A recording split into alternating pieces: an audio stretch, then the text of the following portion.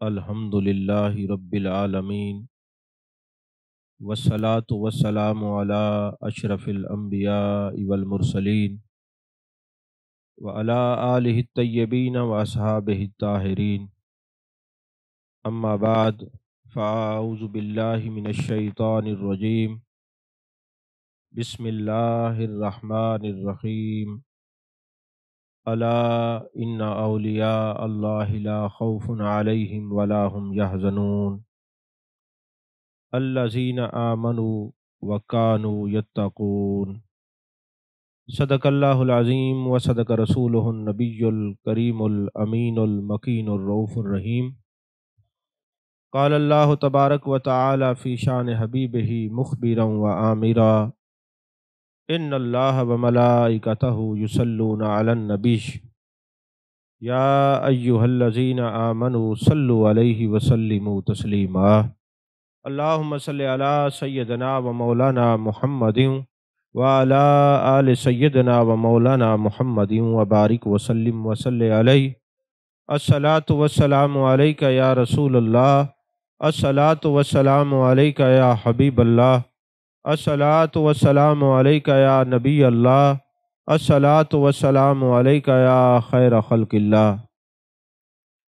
تمام تعریفیں اللہ تبارک و تعالیٰ کے لیے ہیں جو خالق کائنات بھی ہے، مالک شش جہات بھی، جو احد بھی ہے، صمد بھی ہے، جس کی شان لم یلد بھی ہے ولم یولد بھی۔ لا تعداد عدیہ درود و سلام بارگاہ سید الانام، شفیع رحمت، والی امت، شاہ خوباں، جان جانا، شہنشاہ حسینہ، سید سروراں، سیاہ لامکاں، تتمہ دوراں، سرخیل زہرہ جمالاں، رازدان ماوہا، شاہد ماتغا، صاحب علم نشرہ، معصوم آمنہ، احمد مجتبیٰ، حضرت محمد مصطفیٰ صلی اللہ علیہ وآلہ وصحبہ وبارک وسلم کی دربار ناز میں اپنی عقیدتوں، ارادتوں، محبتوں کا خراج پیش کرنے کے بعد اللہ جل مجدہ کی توفیق اور عطا سے آج ہم پھر اس درس قرآن، درس حدیث، درس تصوف میں موجود ہیں، اور الحمدللہ اس سفر بغداد کا ہمارا یہ پہلا پروگرام ہے۔ یہاں سے گئے ہیں تو ان کا ذکر کرتے ہوئے گئے، واپس آئے ہیں تو انہی کا ذکر کر رہے ہیں۔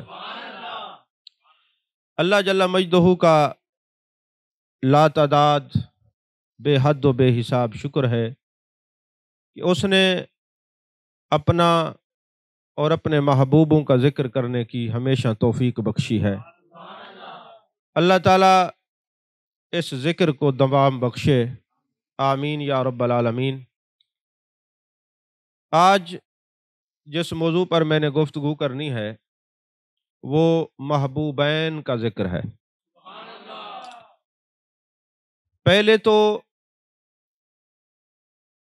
پیر ما، دستگیر ما، غوث سمدانی، قطب ربانی، قندیل نورانی، شہباز لامکانی، حضرت سیدنا شیخ عبد القادر جیلانی قدس سرہ العزیز کا ذکر پاک ہے۔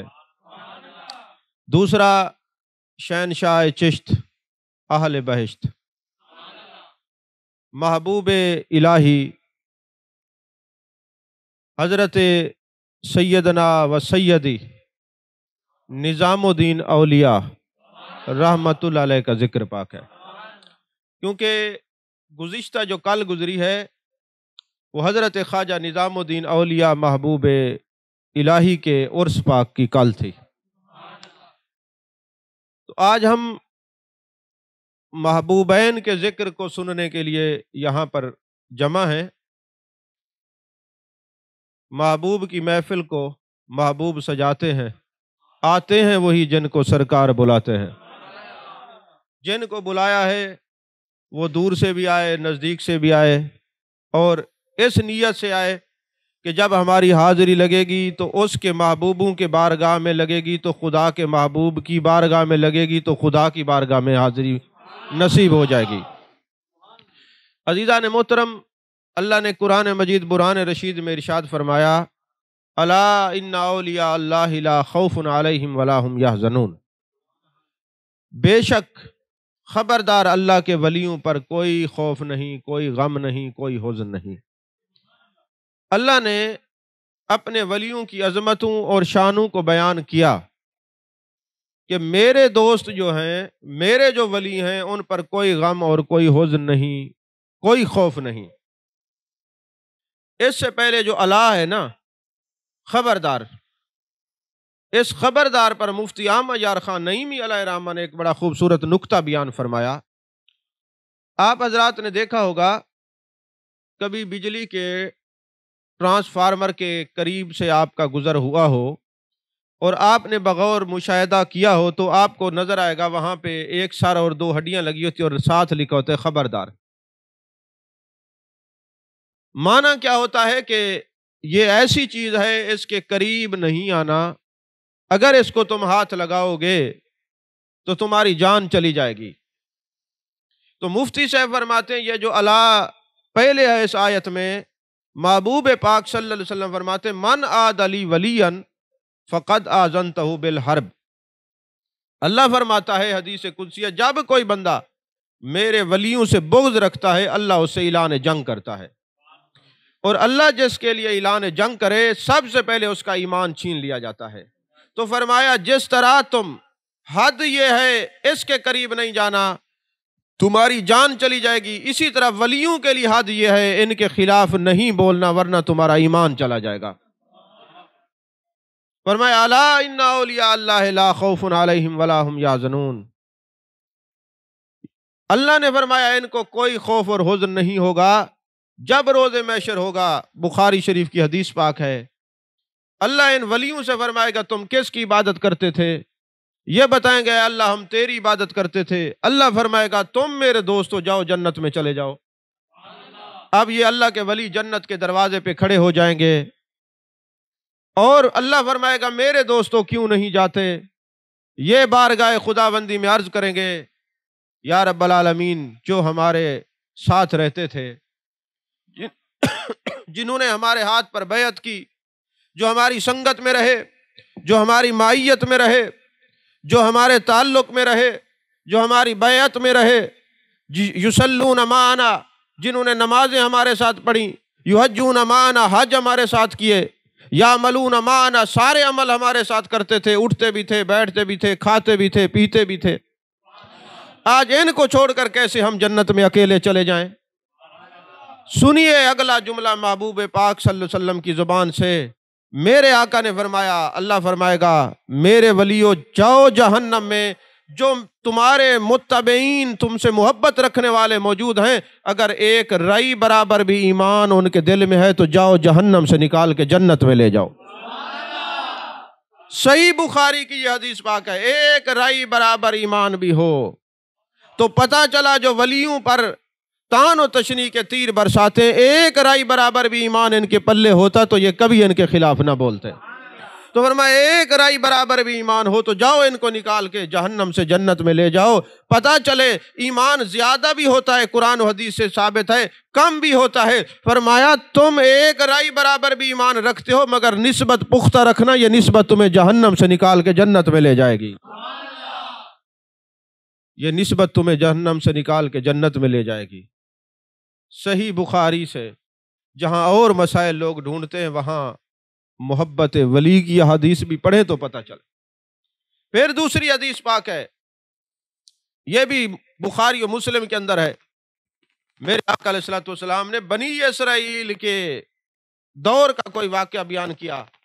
حضرت ابو سعید خدری رضی اللہ تعالیٰ عنہ راوی ہیں اس حدیث پاک کے، محبوب نے فرمایا ایک شخص نے 99 قتل کیے ہوئے تھے، 99 قتل اس کے ہاتھ سے ہوئے تھے۔ دل میں ایک دن بات آئی کہ میری توبہ پتہ نہیں قبول ہوگی کہ نہیں ہوگی۔ ایک عالم دین کے پاس گیا۔ اب عالم بھی دو قسم کے ہیں، کچھ ملانے والے ہیں، کچھ جدا کرنے والے ہیں۔ میں کہا کرتا ہوں نا کہ ہم تو بابا فرید الدین گنج شکر کے ماننے والے ہیں۔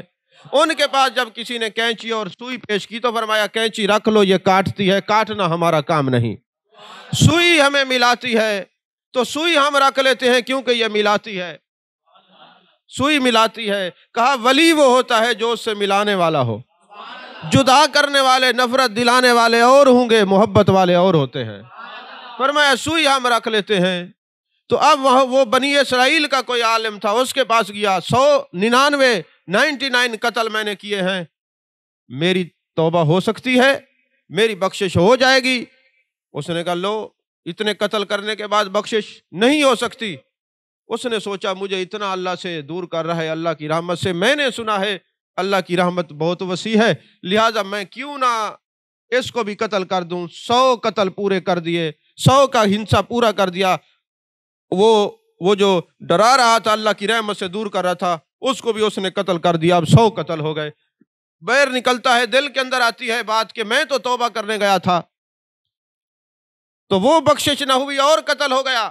اب رو رہا ہے تو راستے میں ایک صوفی منشی انسان مل گیا، رب سے ملانے والا اس کا دوست مل گیا۔ اس نے کہا تم اللہ کی رحمت سے مایوس کیوں ہو گئے ہو، تم کیوں روتے ہو؟ یہ نہیں کہا یہاں کھڑے ہو جاؤ اور توبہ کرو، اللہ مان جائے گا۔ فرمایا وہ دیکھو ھذا قریۃ من الصالحین، وہ سامنے اللہ کے ولیوں کا گاؤں ہے، اس گاؤں میں سارے اللہ کے دوست رہتے ہیں، وہاں پہ سارے دوست رہتے ہیں، چلے جاؤ اس بستی کے اندر، کسی اللہ والے کے دامن میں بیٹھ کے توبہ کر لو، اللہ توبہ قبول کر لے گا۔ یہ کوئی لیلا مجنوں کی داستان نہیں ہے، میرے محبوب کا فرمان ہے۔ بخاری شریف کے اندر بھی یہ حدیث پاک ہے، مسلم شریف کے اندر بھی یہ حدیث پاک ہے۔ فرمایا وہاں چلے جاؤ۔ تو میرے آقا اگر اس بات کو ناپسند فرماتے کہ کوئی ولیوں کے پاس جا کے توبہ کرے، تو میرے آقا یہ بیان ہی کیوں فرماتے؟ توجہ نہیں فرمائی آپ نے۔ محبوب نے فرمایا وہ صالحین کی بستی، محبوب نے فرمایا اس بنی اسرائیل کے اس بندے کو کس نے کہا؟ عالم نے، بنی اسرائیل کا عالم ہے، کہ جاؤ وہاں جا کے توبہ کرو۔ اگر بنی اسرائیل کے ولیوں کے دامن میں توبہ قبول ہوتی ہے تو امام الانبیاء کی امت کے ولیوں کے دامن میں توبہ کیسے قبول ہوگی؟ توجہ ہے آپ کی کہ نہیں؟ فرمایا وہاں چلے جاؤ۔ اب محبوب بیان فرما رہے ہیں، حضرت ابو سعید خدری رضی اللہ تعالیٰ عنہ راوی ہیں۔ اب وہ بندہ چلتا ہے، 2 قدم ہی چلتا ہے، گرتا ہے، روح قفس انصری سے پرواز کر جاتی ہے، فوت ہو جاتا ہے۔ اب میرے آقا علیہ الصلوۃ والسلام فرما رہے ہیں جہنم کے فرشتے بھی آ جاتے ہیں اس کو اٹھانے کے لیے، جنت کے فرشتے بھی آ جاتے ہیں، آپس میں ان کا مناظرہ ہوتا ہے۔ جہنم والے کہتے ہیں اس نے 100 قتل کر رکھے ہیں، جنت والے کہتے ہیں دیکھو تو صحیح کن سے ملاقات کے لیے نکلا تھا۔ تو پتہ چلا ان سے ملاقات کے لیے جو نکلے اور مر جائے کہاں جاتا ہے؟ جنت میں جاتا ہے۔ ان کی ملاقات کی اہمیت دیکھنی ہو تو بخاری کی حدیث کو دیکھو، مسلم شریف کی حدیث کو دیکھو۔ فرمایا میرے آقا علیہ الصلوۃ والسلام فرماتے ہیں جہنم والے فرشتے کہتے اس نے 100 قتل کیے ہیں، جنت والے کہتے ولیوں کی زیارت کے لیے چل نکلا تھا۔ کاش میری بات لاہور والے بھی سمجھ جائیں کہ کسی بندے کی زیارت کے فائدے کیا ہوتے ہیں۔ میں تو نہیں کہتا کہ آپ کو کچھ ہو جائے آتے ہوئے یا جاتے ہوئے، اللہ کرے آپ سلامت رہیں، مگر اللہ کے بندوں کے پاس جانے کی جو قیمت ہے وہ صحیح بخاری سے پڑھ کے دیکھ لو، صحیح مسلم سے پڑھ کے دیکھ لو۔ فرمایا کہ محبوب علیہ الصلوۃ والسلام کی زبان، اور زبان بھی وہ ہے، فرمایا وما ينطق عن الهوى ان هو الا وحی یوحى، ارے میرے محبوب تو بولتے نہیں اپنی مرضی سے جب تک رب نہ فرمائے۔ رب فرماتے محبوب بول تب بولتے ہیں۔ اب محبوب جب بولتے ہیں مسکراتے ہیں تو جنت کے دروازے کھل جاتے ہیں۔ محبوب علیہ الصلوۃ والسلام نے فرمایا جہنم والے فرشتے کہتے ہیں 100 قتل کیے ہیں، جنت والے فرشتے کہتے دیکھو تو صحیح کس کی زیارت کے لیے چل نکلا تھا؟ اللہ کے ولیوں کی بارگاہ میں جا رہا تھا، جنت میں لے جانا ہے۔ دونوں کا آپس میں مناظرہ ہوتا ہے، کہتے ہیں چلے بارگاہ خداوندی میں چل کے پوچھتے ہیں۔ محبوب فرماتے ہیں دونوں فرشتے گئے، جہنم والے بھی جنت والے بھی۔ اللہ نے فرمایا زمین کی پیمائش کرو، جہاں سے فاصلہ کم پڑے وہیں لے جاؤ۔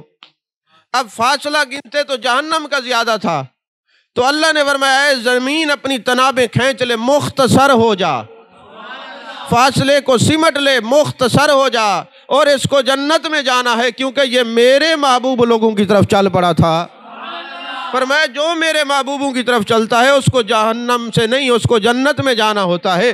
ارے وہ تو بندہ تھا، انسان تھا، ولیوں کے دامن میں جانے کا ارادہ کیا تو جنتی ہے۔ کتا تو پھر جنس کا کتا ہے، اصحاب کہف کا، وہ ولیوں کی بارگاہ میں بیٹھا، فرمایا یہ بھی جنت میں جائے گا۔ تو اگر کسی نے قرآن کو دیکھنا ہو اور حدیث کو دیکھنا ہو، وہ جان لے کہ ولیوں کی سنگت سے بندہ بعد میں کہاں جاتا ہے، اس کی آخرت کیسے ہوتی ہے۔ اس لیے ہم کہتے ہیں ولیوں کے دامن میں رہو تاکہ آخرت اچھی ہو جائے، مرنے کے بعد جنت مل جائے۔ تو اگر کسی کو پتہ چل جائے کہ جنت کیسے ملتی ہے اور پھر وہ راستہ چھوڑ دے، گویا وہ جانا ہی نہیں چاہتا۔ جو جانا چاہتے ہیں وہ ولیوں کا دامن نہیں چھوڑتے۔ بیٹے اس طرح نہ کرو، سارے تیرے منہ کو دیکھتے تقریر خراب ہوتی، اس طرح نہیں، سیدھے ہو کے دیکھو مجھے۔ تو میں کیا کہہ رہا تھا، جنت کے دروازے جس نے اپنے لیے کھلے رکھنے ہیں وہ کیا کرے، ولیوں کے در پہ راستہ نہ چھوڑے، جاتا رہے، آتا بھی رہے، جاتا بھی رہے، یہ اس کا جانا اس کو جنت میں لے جائے گا۔ مجھے کہنے میں یہ کوئی تردد نہیں، جو اللہ کے ولیوں کی سمت چل پڑتا ہے وہ جا تو ظاہری طور پہ سمت اولیاء کی طرف رہتا ہے اور حقیقت میں جنت کے پاس جانا چاہ رہا ہے، وہ راستہ جنت کا ہے۔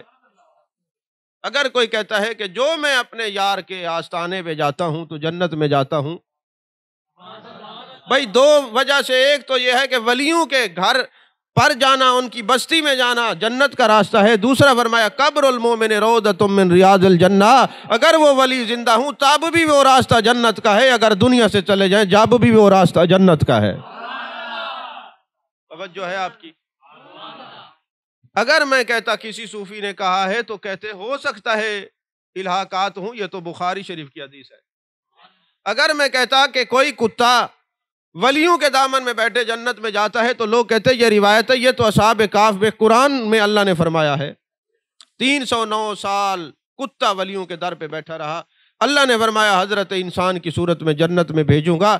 اگر نسبت کتے کی پختہ ہو اور جنس کا کتا ہو کہ اور ولی کا در نہ چھوڑے تو وہ جنتی ہے، اگر بندہ ہو اور بندے کا پتر ہو اور پھر ولی کے در پہ بیٹھ جائے تو نسبت اس کی بھی قائم ہو جائے تو وہ بھی جنتی ہو جاتا ہے۔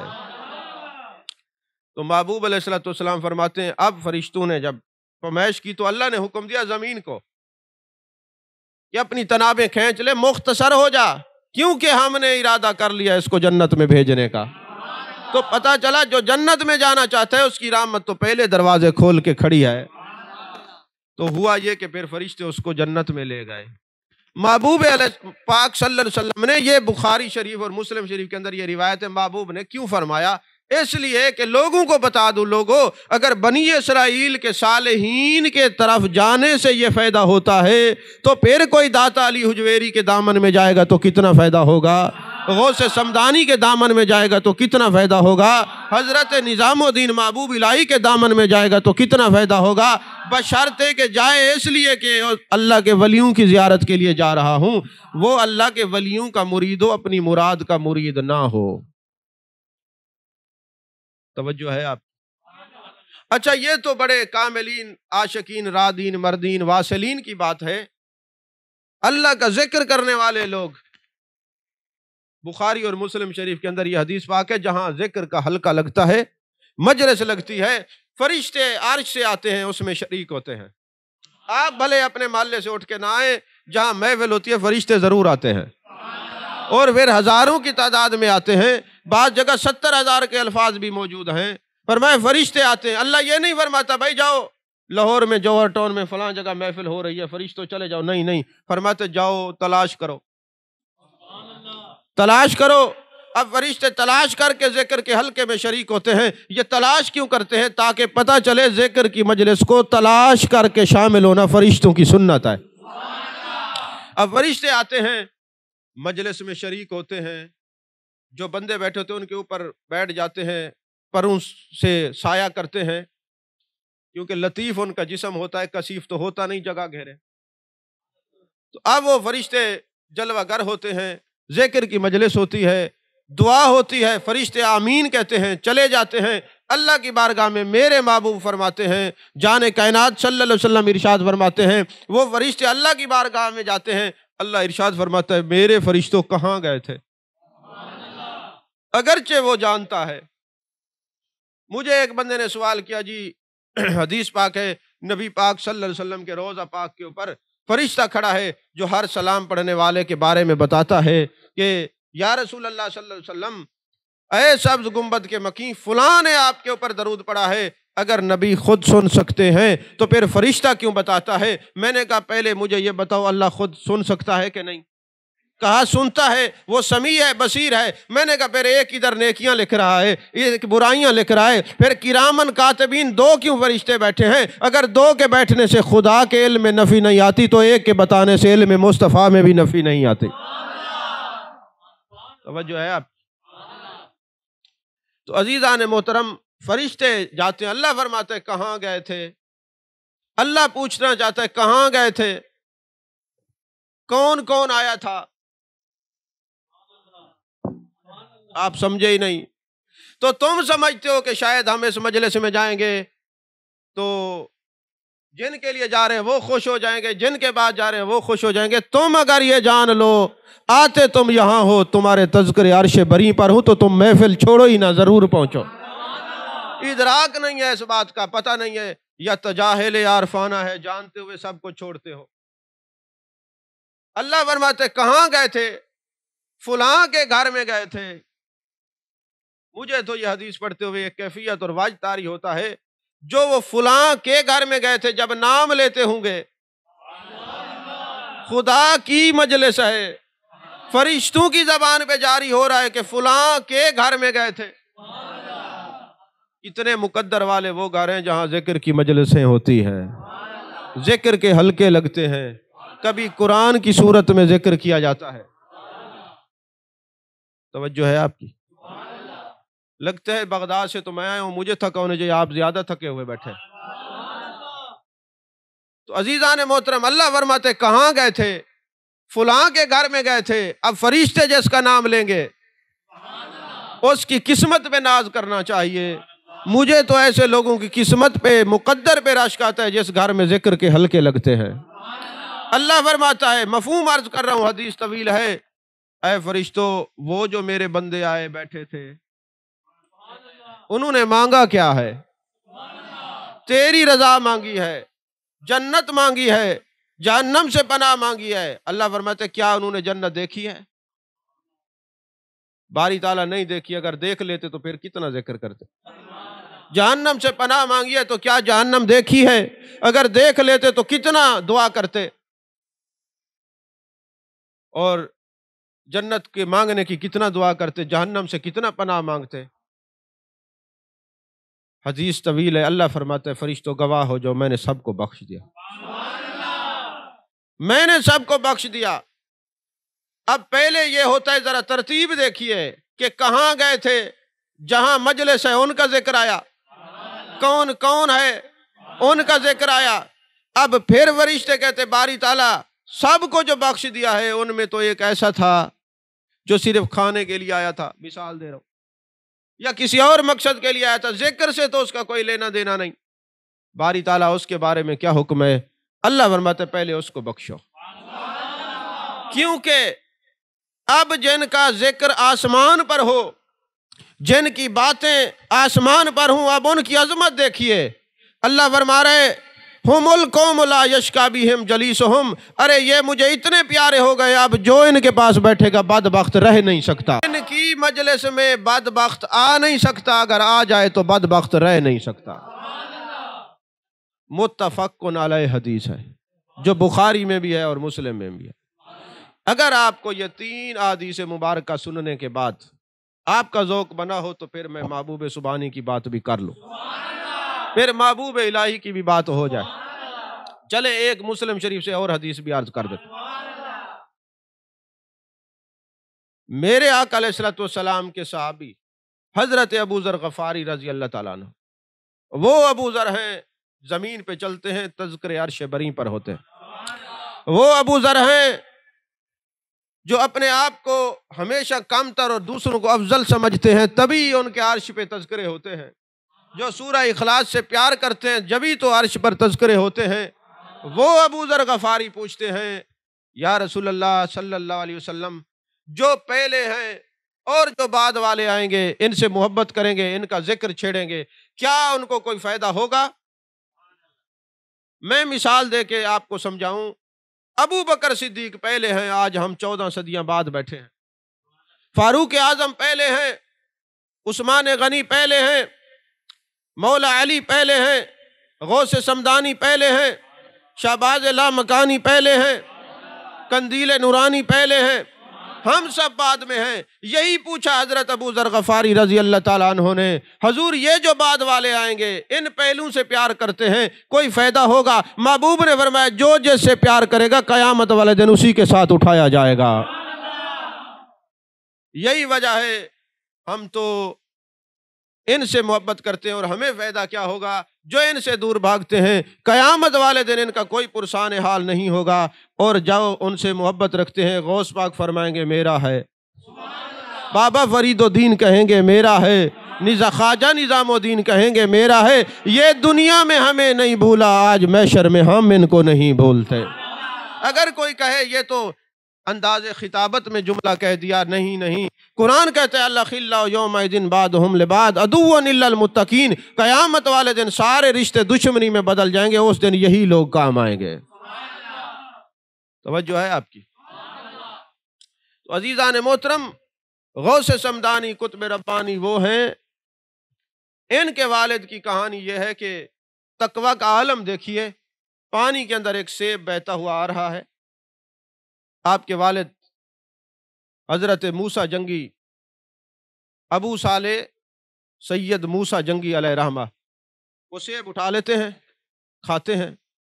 کھانے کے بعد دل میں خیال آتا ہے کہ کئی روز سے بھوکے تھے، سیب کھا لیا، اب پتہ نہیں جس کا یہ مالک ہے اس باغ کا، سیب کے جس کی ملکیت ہے، وہ مجھے معاف کرے نہ کرے، کہیں قیامت والے دن مجھ سے پوچھا نہ جائے کہ سیب بغیر اجازت کھا لیا۔ جس سمت سے پانی میں بہتا ہوا سیب آ رہا تھا اسی سمت چل دیتے ہیں، دور جا کے ایک باغ نظر آتا ہے سیب کا، سمجھ میں آ گئی سیب اس یہاں سے گرا ہے، اور وہاں پہ پہنچتے ہیں، اور جو سیب کا باغات کا مالک تھا اسے کہتے ہیں میں نے ایک سیب کھایا ہے، بخشوانا چاہتا ہوں۔ سیب کے باغ کے مالک کی نظر بھی دور کی تھی، اس نے کہا اتنا تقوی کا عالم، یہاں بہن کے حصے کھا دیے جاتے ہیں، بھائی کا مال کھا جاتا ہے، حلال حرام کی تمیز ختم ہو گئی۔ تقوی والے لوگ آج بھی ہیں۔ میں کہا کرتا ہوں کہ تقوی جس کو نصیب ہوتا ہے وہ گھرانے بھی عزت والے ہو جاتے ہیں۔ یہی وجہ ہے کہ بشر حافی کی سگی بہن جب جاتی ہے نا حضرت امام احمد بن حنبل کے پاس ایک سوال پوچھنے کے لیے، اور کہتی ہے حضور ایک مسئلہ پوچھنے کے لیے آئی ہوں۔ فرمایا پوچھو کیا پوچھتی ہو؟ فرمایا میں سود کاٹتی ہوں، اور رات کو جو غیر مسلم ہیں بنیے ہیں ان کے گھر کی جو روشنی ہے اس روشنی میں سود کاٹتی ہوں، کیا میرے لیے جائز ہے؟ اگر روشنی سر راہ ہو یا دیواروں پہ دیے جلائے جا رہے ہوں یا بلب لگا ہو تو گزرنے والے تو کوئی بھی گزر سکتا ہے، اس میں کوئی تخصیص تو نہیں ہے۔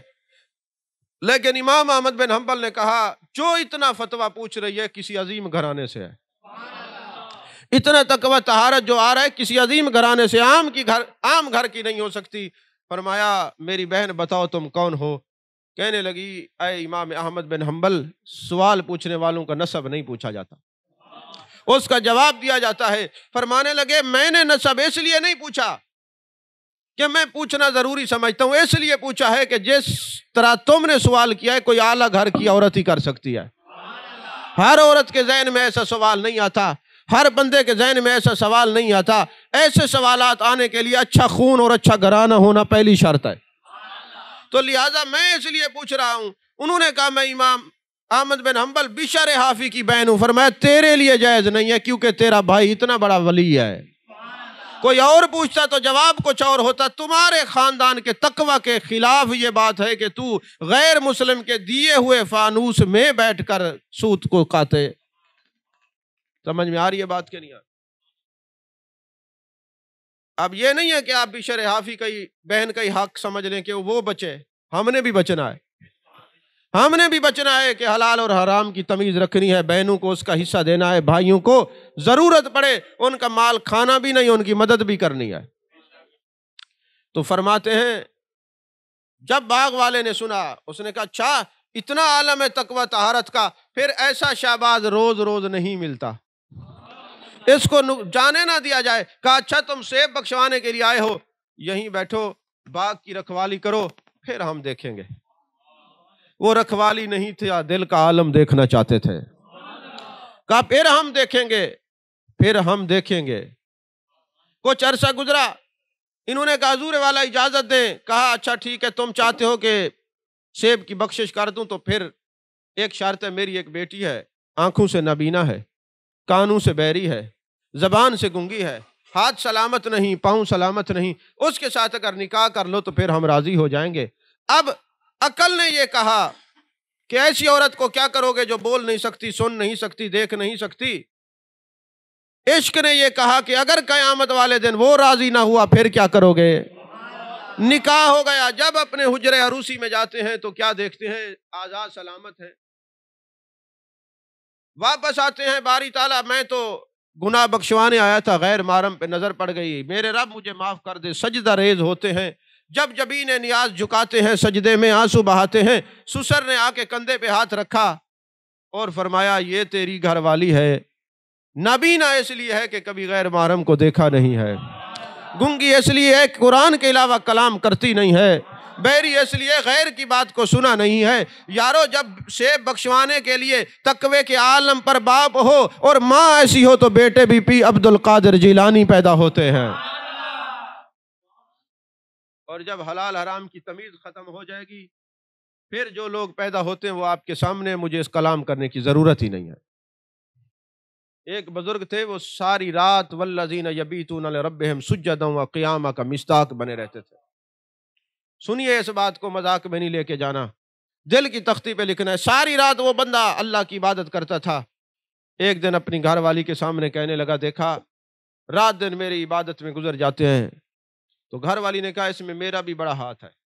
کہا تیرا کیا ہاتھ ہے؟ سجدہ میں کرتا ہوں، قیام میں کرتا ہوں، رکوع میں کرتا ہوں، قرآن میں پڑھتا ہوں۔ کہا چلیں آج پھر عبادت کر کے دیکھیے گا۔ رات کو عشاء کی نماز پڑھ کے تھوڑی دیر کے لیے آرام کرنا چاہتے ہیں، صبح کے وقت آنکھ کھلتی ہے، رات کے وظائف بھی رہ جاتے ہیں، تہجد کی نماز بھی رہ جاتی ہے۔ گھر والی کو کہتے ہوا کیا ہے؟ کہا مجھے پتا ہے میرا شوہر خدا کا تابعدار ہے، کہیں ایسا نہ ہو کہ میں اس حالت میں کھانا پکاؤں کہ آپ کی عبادات میں خلل آئے۔ جب بھی آپ کے لیے کھانا بناتی تھی وضو کر کے بناتی تھی، روٹی پکاتی تھی درود و سلام بھی پڑھتی رہتی تھی، میں کھانا بناتی تھی درود و سلام پڑھتی رہتی تھی، وضو کر کے پکاتی تھی، وہ کھانا آپ کے اندر جاتا تھا تو نور علی نور ہوتا تھا، ساری رات عبادت پر مائل کیے رکھتا تھا۔ جب آپ نے میری خدمات کو تسلیم نہیں کیا تو میں نے بھی بغیر وضو کے کھانا پکایا ہے، رزلٹ آپ نے دیکھ لیا ہے۔ تو اگر گھر میں گھر والوں کا عالم یہ ہو تو پھر شکایت نہیں کرنی چاہیے بچے نافرمان ہیں۔ بچوں کو فرما بردار بنانے کے لیے خود کو نبی کا تابعدار بنانا پڑے گا۔ توجہ ہے آپ کی کہ نہیں؟ بچوں کو فرما بردار بنانے کے لیے جس والد کے شب و روز نافرمانی میں گزرتے ہیں، جس والدہ کے شب و روز نافرمانی میں گزرتے ہیں، ان کے بیٹے امام غزالی پیدا نہیں ہوتے، با یزید پیدا نہیں ہوتے۔ نہیں سمجھ آئی بات؟ اور جن کے گھر میں با یزید بستامی جیسا بندہ تشریف لے آئے تو فقہ کی کتابوں میں موجود ہے، اے با یزید بستامی بوقت نزا زیارت ہوتی ہے، جس کو تیرا نام آخری دم تک یاد رہا وہ جنتی ہے۔ تو جس کو با یزید بستامی کا نام یاد رہے وہ جنتی ہے۔ حضرت با یزید بستامی غلام ہے میرے محبوب کے، ارے جو نبی کے غلاموں کے غلاموں کے غلاموں کے غلاموں کا نام یاد رکھے وہ جنتی ہے، جو نبیوں کے امام کا نام یاد رکھے گا وہ کتنا بڑا جنتی ہوگا۔ وہ حضرت سیدنا شیخ عبد القادر جیلانی۔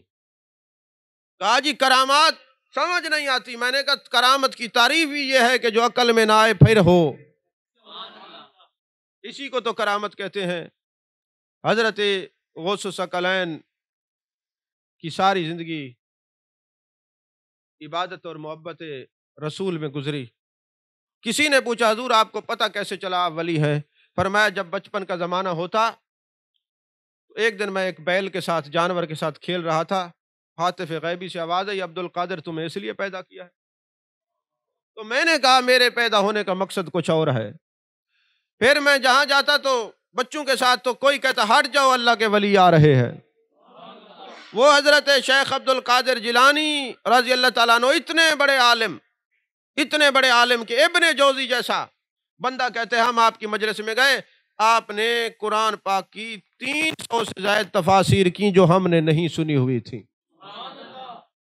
صرف 11ویں شریف کی کھیر کھا کے اپنے نام کے ساتھ قادری لکھنے والوں، یاد رکھنا میرا پیر عبد القادر جیلانی وہ ہیں جو قرآن کی اتنے بڑے مفسر ہیں، کم از کم ایک تفسیر تم بھی پڑھ لو۔ نہیں سمجھ آئی بات؟ ایک تفسیر نہ پڑھو پھر کہو ہم فلاں صاحبزادہ صاحب ہیں اور فلاں صاحب ہیں تو پھر صاحب ہی رہو گے۔ ولایت صاحبزادہ تو کوئی بھی ہو سکتا ہے، ولی زادہ ہو اور خود بھی ولی ہو تو سبحان اللہ۔ حضرت خواجہ نظام الدین اولیاء رحمت اللہ علیہ کے سر پر جب علم کی دستار باندھی گئی، علی مولا نامی ایک مجذوب بیٹھا ہوا تھا، ماں نے خود سوت کات کے دستار بنائی اپنے بیٹے کے لیے، حضرت نظام الدین اولیاء محبوب سبحانی رحمت اللہ علیہ کے لیے، اور دستار لے کے جب استاد کے پاس گئے، مجلس کے اندر مجذوب بیٹھا ہے، استاد نے سر کے اوپر دستار باندھی، ہر چکر پہ اپنے استاد کے قدموں کو بوسہ دیتے، ارے جو نظام الدین اولیاء کا استاد ہوگا وہ کوئی عام نہیں ہوگا، نظام الدین اولیاء کے استاد عام نہیں ہو سکتے، جو اتنا بڑا خود محبوبیت کے درجے پر فائز ہو اس کے استاد کس درجے پر فائز ہوں گے؟ آپ کو نیند آ رہی ہے؟ تقریر میری ختم ہے، آخری بات، سوئے ہوئے لوگوں کو میں تقریر نہیں سناتا، اور خدا را کبھی کوئی جمائی وغیرہ ہے تو ہاتھ رکھا کرو، یہ منہ کھول کے بیٹھنا یہ بھی ادب کے خلاف ہے۔ محفل میں ہوشیار ہو کے بیٹھتے ہیں، سونے والوں کو میں نہیں سناتا، قبرستان سے میری تقریر نہیں ہوتی، زندہ بندوں سے ہوتی ہے۔ سمجھ میں آ رہی ہے بات؟ آپ کو کیا خبر کیسی گفتگو ہو رہی ہے، مراقبہ بھی نہیں کرنا، دیکھنا میری طرف ہے۔ اب کسی بندے نے نیچے دیکھا تقریر ختم ہو جائے گی۔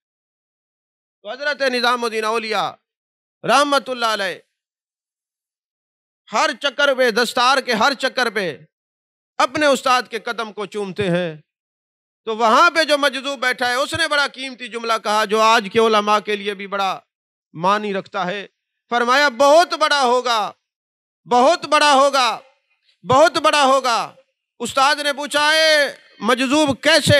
فرمایا جس کے سر پہ علم کی دستار ہو پھر اتنی عاجزی ہو، وہ اللہ کا منظور نظر محبوب ہی ہو سکتا ہے، کیونکہ علم اس وقت فائدہ دیتا ہے جیسے جیسے علم بڑھتا جائے عاجزی بڑھتی جائے۔ ایک تو لوگوں نے کہا کہ شاید ہر ایک سے عاجزی نہیں ہوتی، اہل علم کی یہ بھی شان ہے جو تکبر سے دنیا دار ملے ان کو تکبر سے ملے۔ سمجھ آ رہی ہے بات کہ نہیں؟ عوام میں اور اہل نظر اور اہل دل لوگوں میں عاجزی اور انکسار ہوتی ہے، دنیا دار کوئی تکبر والا ہوگا تو پھر ولی کی شان ہے اس کو تکبر سے ملے۔ التکبر مع المتکبرین صدقہ، التکبر مع المتکبرین عبادہ، تکبر والوں کو ولی عالم تکبر سے ملے یہ اس کی شان ہے، عبادت بھی ہے، صدقہ بھی ہے۔ تکبر والوں کو دنیا دار جو کہے او میرے پاس اتنا پیسہ ہے میں بڑا دنیا دار ہوں، ایسا نہیں۔ اگر وہ علم کو گھٹا کے پھر تکبر کرے، ویسے دنیا دار ہو پیسے والا ہو کوئی حرج نہیں، اگر وہ عالم اور ولی کی شان کو گھٹائے پھر اس کے لیے بھی وہی حق ہوگا جو شریعت نے بتایا ہے۔ عام طور پہ ولی جو ہوتا ہے عاجز ہوتا ہے، اللہ کے مخلوق کے سامنے، اللہ کے برگزیدہ بندوں کے سامنے وہ مخدوم نہیں ہوتا، خادم ہوا کرتا ہے۔ تو فرمایا جس کے سر پہ علم کی دستار ہو پھر اتنا عاجز ہو وہ بہت بڑا ہوگا۔ اور آپ نے یہ دیکھا ہے حضرت داتا علی حجویری رحمت اللہ علیہ فرماتے ہیں میرا ایک روحانی مسئلہ تھا، اس درجے کو میں پہنچ نہیں سکتا تھا، میں ایک جگہ پہ گیا وہاں پہ بناوٹی صوفی بیٹھے ہوئے تھے، وہ بار بار کہیں یہ ہم میں سے نہیں، واقعی میں ان میں سے نہیں تھا، ہم تو اصل تھے وہ نقل تھے۔ اب انہوں نے خود تازی روٹیاں کھائیں اور مجھے پھپھوندی سی لگی ہوئی بھرپور روٹی میرے سامنے رکھی اور خربوزے کھاتے ہوئے چھلکے میرے سر پہ مارے، میں عاجزی کا پیکر بنا بیٹھا رہا۔ داتا علی حجویری فرماتے میری روحانی منازل طے ہو گئی، میں نے سب کچھ برداشت جو کیا ہے، کیونکہ ان اللہ مع الصابرین، اللہ صبر کرنے والوں کو معیت نصیب فرماتا ہے۔ تو وہ حضرت محبوب سبحانی، حضرت غوث الثقلین کئی تفاسیر کریں اور یہ علم کی دستار باندھے، پتہ چلا ہمارے پیر وہ تھے جو علم کے پیکر تھے۔ اور قرآن کہتے ہیں الذین اوتوا العلم درجات، علم سے درجے بلند ہوتے ہیں۔ زہد میں کچھ نہ ملا کبر و نخوت کے سوا، سب شگن بیکار ہے مرشد کی محبت کے سوا۔ کوئی کرے کتنا ہی فیض نظر کا دعویٰ، نامکمل ہے شیخ کی صحبت کے سوا۔ تو حضور غوث الثقلین رضی اللہ تعالیٰ عنہ ولیوں کے پاس جانے کا طریقہ بھی بتا رہے ہیں۔ میرا پیر وہ ہے جو ہر بات بتاتا ہے، یہ بھی بتاتا ہے میں نہیں بولتا، کسی نے مجھے لعاب دہن عطا فرمایا ہے تو بولتا ہوں۔ فرماتے میں ایک دن بیٹھا تھا، اچھا کچھ لوگ کہتے ہیں دوسرے مکتب فکر کے کہ جی غوث پاک ہمارے تھے، بھئی تمہارے کیسے تھے؟ رفع الیدین کرتے تھے۔ میں نے کہا رفع الیدین تو ایک فروعی مسئلہ ہے، ہم تو کسی کو نہیں کہتے کہ تو نہ کر، تم کیوں کہتے ہو کہ کرو؟ بات یہ ہے کہ باقی امام کے نزدیک رفع الیدین جائز ہے، سنت ہے، اور آخری زندگی محبوب نے ترک کر دیا۔ صرف رفع الیدین کا مسئلہ نہیں ہے، بات یہ ہے کہ غوث اعظم مقلد تھے امام احمد بن حنبل کہ تم تو غیر مقلد ہو۔ آپ طریقت میں بیعت تھے حضرت ابو سعید مبارک مخزومی علیہ رحمہ کہ تم تو کسی ولی کو مانتے نہیں، تمہارے کیسے تھے؟ مقلد ہو چاہے کسی کا بھی ہو، ہمارا ہے۔ نہیں سمجھ آئی بات؟ یہ اہل علم نکتہ سمجھیں گے میں نے کیا کہا، اگر کوئی سن رہا ہے تو حضرت غوث الثقلین وہ ہیں، ولیوں کے پاس جانے کا طریقہ بھی خود بتاتے ہیں۔ فرماتے ہیں ہم 3 دوست تھے، ایک مدرسہ جامعہ میں پڑھتے تھے۔ اس سے ہمیں بھی سبق لینا چاہیے کہ جب اللہ کے ولیوں کو ملنے کے لیے جائیں تو نیت کیا ہونی چاہیے۔ یہ میرے پیر کا دیا ہوا سبق ہے۔ فرماتے ہیں ایک ابن سقا تھا اور ایک عبداللہ بن تمیمی تھا اور تیسرا میں تھا۔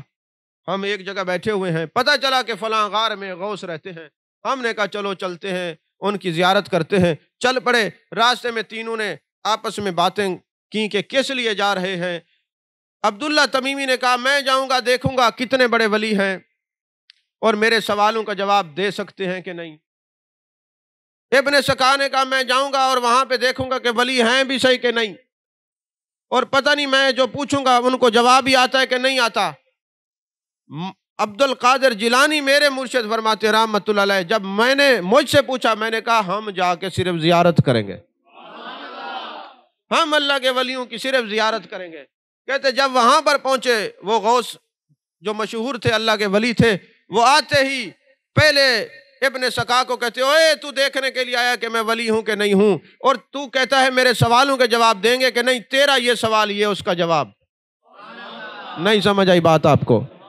آپ کہیں گے پتہ کیسے چلا؟ بخاری شریف اٹھائیے، اللہ فرماتے جب کوئی نوافل پڑھتا ہے میں اس کی آنکھ بن جاتا ہوں، وہ نہیں دیکھتا میں دیکھتا ہوں، میں اس کے کان بن جاتا ہوں، وہ نہیں سنتا میں سنتا ہوں، میں اس کی زبان بن جاتا ہوں، وہ نہیں بولتا میں بولتا ہوں، میں اس کے ہاتھ بن جاتا ہوں، وہ نہیں پکڑتا میں پکڑتا ہوں، میں اس کے ہاتھ بن جاتا ہوں، وہ نہیں پکڑتا میں پکڑتا ہوں۔ جو اس درجے پہ ہو، جو اس کا ہاتھ پکڑے، کس کا ہاتھ پکڑے گا؟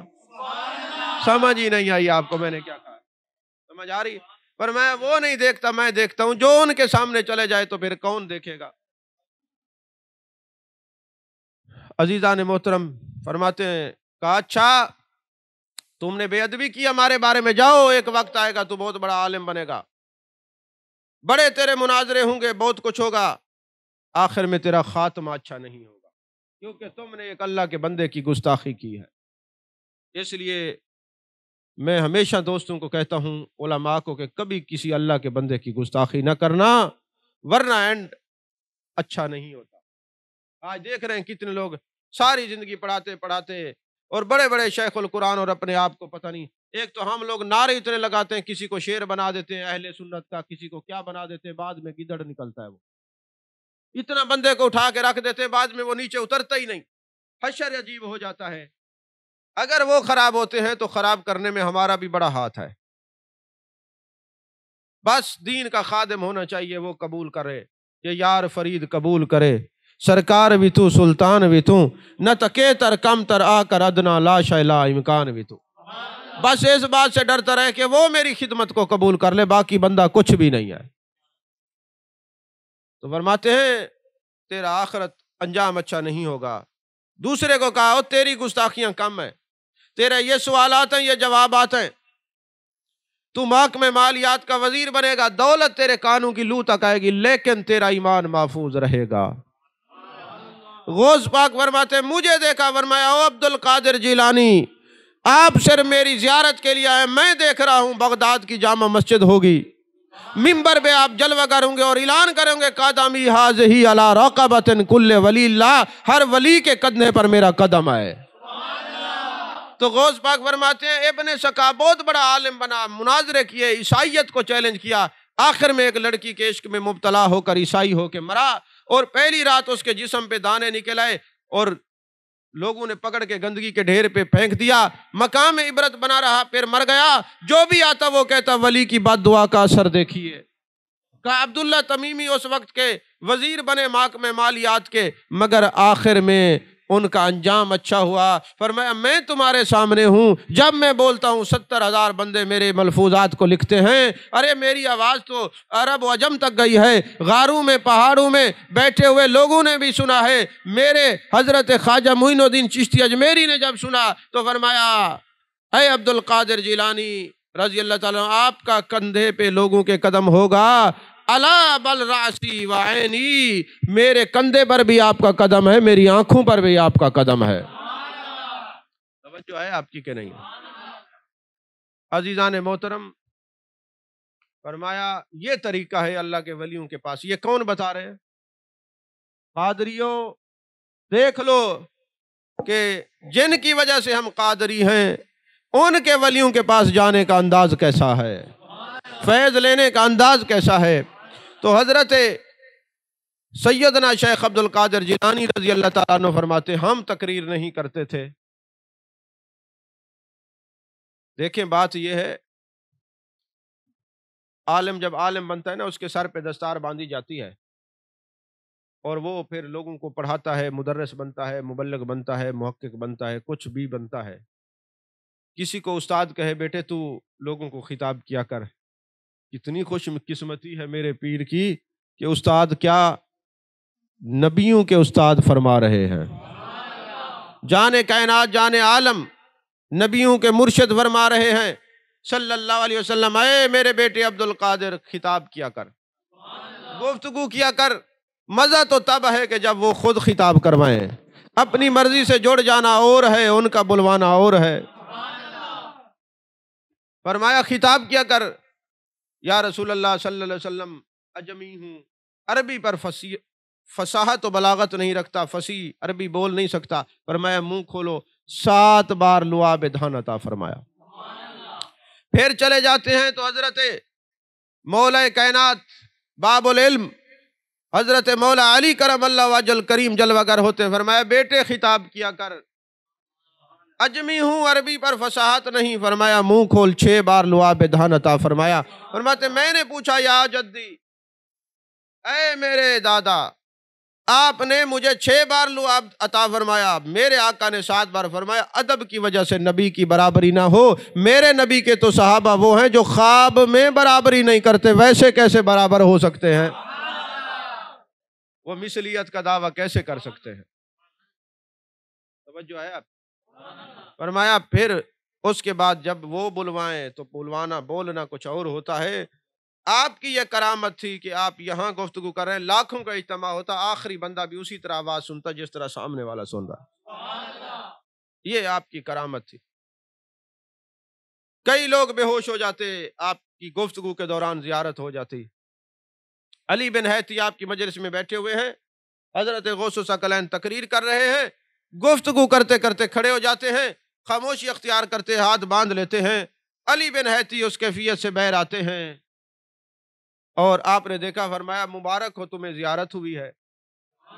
یعنی جو فرمائے کہ بولیں، پھر بولتا دیکھنے کے لیے بھی جلوہ گر ہوتے ہیں۔ آپ کو سمجھ نہیں آئی؟ تو فرمایا علی بن حیتی آپ کو محبوب کا دیدار ہوا، حضور مجھے خواب میں ہوا۔ فرمایا تم خواب میں دیکھ رہے تھے، ہم جاگتے ہوئے دیکھ رہے تھے۔ دیکھنے والے دیکھتے ہیں، کوئی خواب میں دیکھتے ہیں، کوئی جاگتے ہوئے دیکھتے ہیں، پتہ چلا سب کی آنکھیں برابر نہیں ہیں۔ وہ حضرت غوث ثقلین غوث سمدانی قطب ربانی حضرت سیدنا شیخ عبد القادر جیلانی رضی اللہ تعالیٰ عنہ، تصوف کی کتابوں میں یہ بات موجود ہے کہ ان کا وضو کے ساتھ جو بھی نام لے کبھی غریب نہیں ہوتا، کبھی غریب نہیں ہوتا۔ آپ کو پھر اور کیا وظیفے پڑھنے کی ضرورت ہے کسی سے پوچھ کے، انہی کے نام کا ورد کیا کرے، وضو شرط ہے۔ اللہ اکبر کبیرہ۔ حضرت خواجہ نظام الدین اولیاء محبوب سبحانی رحمت اللہ علیہ، آپ نے جو کتاب لکھی ہے نا تصوف کے اوپر، اس کی کتاب کا میں یہ سمجھتا ہوں یہ آپ کی کرامت ہے۔ باقی کتابوں کے اندر علاقات موجود ہیں، لیکن جو حضرت نظام الدین اولیاء کی کتاب ہے اس میں علاقات نہیں ہے، ساری قرآن و حدیث اور شریعت کی باتیں ہیں۔ یہ اسی کے اندر یہ بات لکھی ہوئی ہے کہ ایک دن میرے آقا علیہ الصلوۃ والسلام نے فرمایا، اے عائشہ مانگو کیا مانگتی ہو؟ حضور اجازت دے میں اپنے ابا جان سے مشورہ نہ کر لوں؟ فوائد الفواد کے اندر یہ بات موجود ہے، اگر آپ کو میسر آئے تو یہ کتاب لے کے پڑھیں۔ ابا جان سے پوچھ لوں؟ جان کائنات صلی اللہ علیہ وسلم نے اجازت دی۔ اے ابا جان، اے صدیق اکبر رضی اللہ تعالیٰ عنہ، محبوب نے یوں فرمایا ہے، فرمایا اب پوچھیں تو یہ عرض کرنی ہے کہ جب آپ معراج پہ تشریف لے گئے تھے، راز و نیاز کی باتیں ہوئی تھی، ایک بات تو بتا دیجئے، ایک بات تو بتا دیجئے۔ محبوب مسکرائے۔ آپ جانتے ہیں محبوب مسکرائیں تو جنت کے اور رحمت کے دروازے کھلتے ہیں۔ مسکرانا اس لیے بھی تھا کہ جب بتا دیا تو راز کیسا رہا، اور پھر یہ بھی تھا کہ یہ اے صدیق کائنات سوال آپ کا نہیں، یہ سوال ابو بکر کا لگتا ہے۔ محبوب علیہ الصلوۃ والسلام نے فرمایا جب معراج پہ گئے تو میرے رب نے فرمایا جو کسی کی دل آزاری نہیں کرے گا وہ جنتی ہے، جو کسی کی دل آزاری نہیں کرے گا وہ جنتی ہے۔ آپ نہیں سمجھے، جو کسی کی دل آزاری نہیں کرے گا وہ جنتی ہے۔ حضرت صدیق اکبر نے سنا، آنکھوں سے آنسو روا ہو گئے۔ صدیق کائنات فرماتی ہیں ابا جان خوشی کی بات ہے، آپ کیوں روئے؟ فرمایا اگر کوئی کسی کی دل آزاری نہیں کرے گا تو جنتی ہے، جو کرے گا وہ جہنمی ہے۔ ہم رو رہے ہیں کہیں ہم نے کسی کی دل آزاری نہ کی ہو۔ صدیق اکبر تقویٰ کے اعلیٰ معیار پر فائز ہو کر آنسو بہا رہا ہے، اور ہم دل آزاری لوگوں کی کیے جا رہے ہیں۔ کبھی ہم نے سوچا ہے کہ ہم نے تو جنت کے دروازے بند کر دیے ہیں دل آزاری کر کر کے؟ جنت کے دروازے تب کھلیں گے جب ہم کسی کے لیے دل آزاری کا سبب نہیں بنیں گے۔ وہ حضرت خواجہ نظام الدین اولیاء رحمت اللہ علیہ، ان کی کتاب پڑھیں دل روشن ہوگا۔ ولی جو ہوتا ہے اس کا اخلاق محمدی سے جڑا ہوتا ہے صلی اللہ علیہ وسلم۔ قرآن کہتا ہے وَإِنَّكَ لَعَلَىٰ خُلُقٍ عَظِيمٍ، محبوب آپ کا اخلاق عظیم ہے۔ اور حضرت صدیقہ کائنات ام المومنین حضرت عائشہ صدیقہ رضی اللہ تعالیٰ عنہ فرماتی ہیں میرے محبوب کا اخلاق دیکھنا ہو تو پورا قرآن ہی میرے محبوب کا اخلاق ہے، قرآن کو دیکھیے۔ تو حضرت نظام الدین اولیاء رحمت اللہ علیہ کا اخلاق دیکھیے۔ آپ کے آستانے پہ نا لنگر پکتا تھا، اور لنگر پکانے کا یہ حکم ہوتا تھا کہ سب کو پہنچایا جائے۔ ایک بات یاد رکھیے، ایک ہوتا ہے بد مذہب اور ایک ہوتا ہے گناہ گار۔ بد مذہب کا حکم اور ہے، گناہ گار کا اور ہے۔ تو وہاں کے جو لوگ تھے وہ کچھ بد چلن تھے، بد کردار تھے، برائی کے انہوں نے اڈے بنائے ہوئے تھے، ان کو بھی لنگر پہنچتا تھا۔ ولی کا تبلیغ کرنے کا طریقہ دیکھیے۔ ایک سال لنگر کا چلانے والا، لنگر کمانڈر کہیے، وہ تبدیل ہو گیا۔ وہ جو عورتیں تھیں جن کا کردار زمانے میں معاشرے میں اچھا نہیں تھا، جو اچھی نگاہ سے نہیں دیکھی جاتی تھی، ان کو جب لنگر نہ ملا تو انہوں نے ایک عورت کو بھیجا کہ جاؤ نظام الدین اولیاء کی بارگاہ میں خانقاہ میں بتاؤ کہ ہمیں لنگر نہیں ملا۔ وہ جب آتی ہیں لوگ جانے نہیں دیتے، وہ کوشش کر کے سامنے پہنچتی ہیں۔ حضرت نظام الدین اولیاء رحمت اللہ علیہ کی بارگاہ میں جب یہ بات پہنچی، آپ نے فرمایا خدا کی رحمت کے دروازے کوئی بند نہیں کر سکتا، نیک ہو یا گناہ گار ہو وہ تو سب کو رزق دیتا ہے۔ اور اللہ کا جو ولی ہوتا ہے وہ اللہ کے اخلاق سے مزین ہوتا ہے، اور اللہ کا اخلاق دیکھنا ہو تو محبوب کا اخلاق دیکھیے۔ تو آپ نے فرمایا لہذا جلدی جلدی کرو، حلوہ تیار کرو، پوڑیاں تیار کرو، اور آپ نے وہ گرم حلوے کا جو پرات تھا نا اپنے سر پہ رکھا۔ خلفاء کہتے حضور ہمیں بھیجیے، فرمایا تمہاری خدمت کو ہم نے دیکھ لیا، ہم خود جائیں گے۔ توجہ نہیں فرمائی آپ نے، ہم خود جائیں گے۔ وہ سر کے اوپر وہ روٹیاں اور وہ لنگر کا وہ جو کھانا تھا لے کر جا رہے ہیں، سارے آنکھیں اشک بار ہیں۔ وہ جب ان عورتوں نے دیکھا کہ وقت کا ایسا بڑا جس کو محبوب سبحانی دنیا کہتی ہے، وہ خود ہمارے لیے لنگر لے کے آیا، وہ ہماری دہلیز تک خود آئے، پھر ہم گناہ گار رہے، کہا کھانا بعد میں کھائیں گے، سارا علاقہ توبہ پہلے کرتا ہے۔ یہ ہے اخلاق۔ ایک مرتبہ خطیب جب بیان کرتے ہیں تو وہ کہتے جی آپ کو دورے پڑتے تھے، آپ بے ہوش ہو جاتے تھے۔ میں نے کہا نہیں، کسی کو ہوش میں لانے کے لیے بے ہوش ہوئے ہیں۔ توجہ نہیں ہے نا، کسی کو ہوش میں لانے کے لیے بے ہوش ہوئے ہیں، اور بے ہوش بھی اس لیے ہوئے ہیں کہ ہمیں دیکھ کے کئی باہوش ہو جائیں گے۔